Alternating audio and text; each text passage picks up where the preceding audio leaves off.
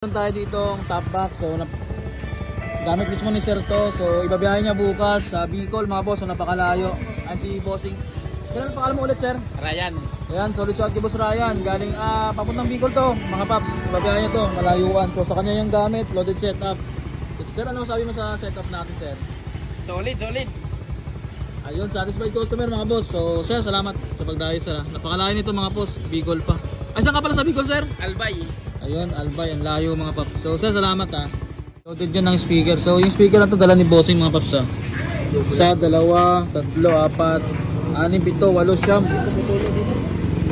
So maliliit lang naman to mga boss. Hindi na siya tinatawag na loaded. Then yung ampli na ginamit ni boss, 4 channel na 2.8 watts.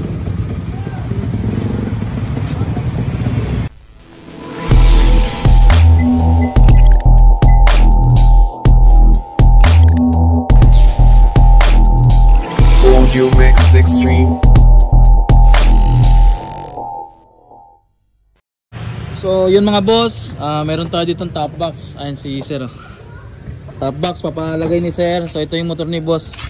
Sporty to, Sir, no? Sporty? Beat version 1. So ito yung Honda Beat na version ng mga boss. Pero dito papalagay ni Sir sa top box para solid.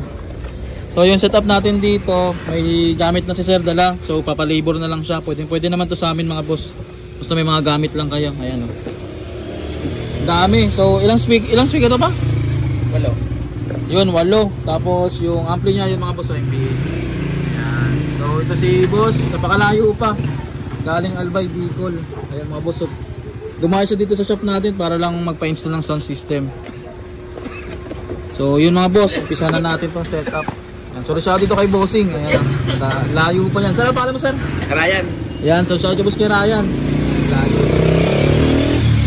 Ayun nga mga boss, binutasan na natin tong mismong inbox ni Sir. So galing Bicol pa nga si boss, ang layo nito mga paps. Lahat ng gamit mga boss ay kay Bossing. So pinalabor niya lang po sa atin para solid daw at quality. Kasi sanay na po daw tayo sa lahat ng speaker o klase ng speaker na nilalagay sa mga motor. Sa mga paps natin na may mga speaker na dyan o na low budget po, swak na swak po sa inyo itong klaseng setup. Kasi yung babayaran nyo sa amin mga boss, labor na lang, board acrylic at mga ilaw. So tara mga boss, umpisa na natin tong gawa natin dito kay Bossing.